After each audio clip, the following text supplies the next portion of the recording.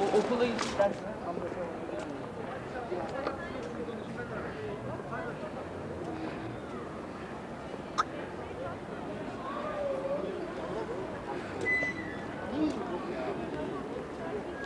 Yıkama hatası olsa lacivert pantolon da öyle olur. O lacivert hiç renk değişimi yok. Aynı zamanda durumundan herkesin ödü koptu. Herkes geçiyor.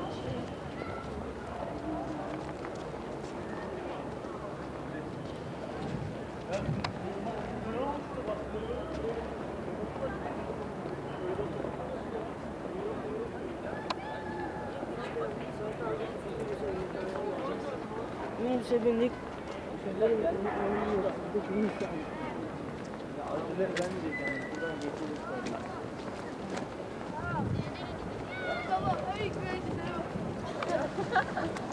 Bizden diyorsun sen.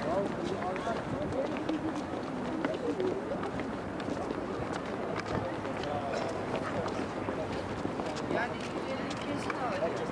Orada taşıyın. Tamam. Onu da alacağız. 150 kesin. Kötü kendim yaptılar. Şunu güzel alamam. Çok kısa. Bu boydan kısa yapmış. Kısaydı onu bak. Yok.